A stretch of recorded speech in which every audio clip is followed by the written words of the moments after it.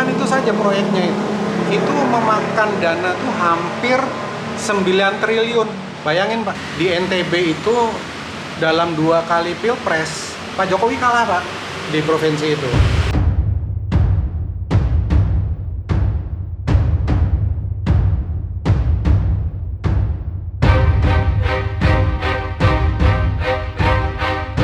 Bagaimana kesan Bapak dengan World Superbike ke Mandalika sirkuit baru di Indonesia ini?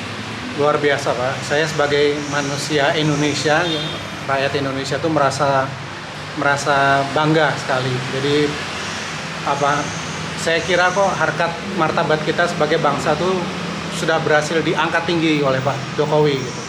Jadi nggak ada yang ngira gitu bahwa hari ini kemarin Indonesia sudah bisa menyelenggarakan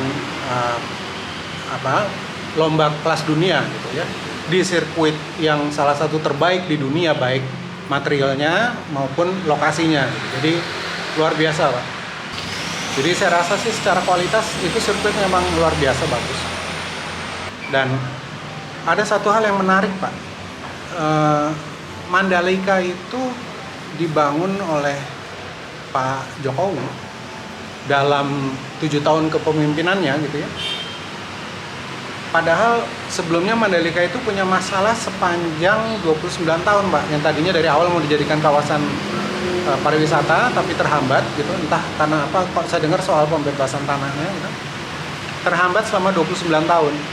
Ketika Pak Jokowi 2014 jadi presiden, kemudian itu masalah bisa diselesaikan dan kita semua tahu 2021 sudah jadi kawasan ekonomi yang luar biasa gitu, jadi sirkuit. Itu sekali lagi membuktikan Pak Jokowi itu memang pemimpin yang berjiwa besar, negarawan yang luar biasa.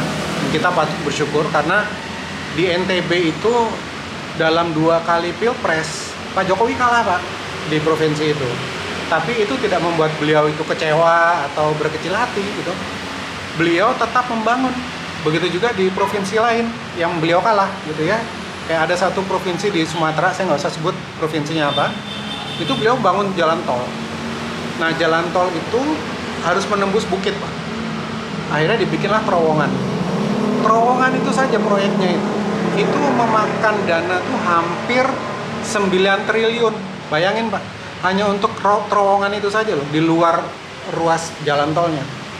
Itu tetap beliau bangun dan beliau tetap kalah di 2 provinsi itu. Tapi nggak apa-apa gitu ya. Jadi di situ kita sebagai manusia itu kan harus pandai bersyukur gitu. Jadi lepas dari kita suka atau tidak, kita harus bersyukur bahwa Indonesia berkesempatan punya pemimpin sekualitas Pak Jokowi gitu. Dan mencari orang sekaliber beliau bukan hal yang gampang gitu.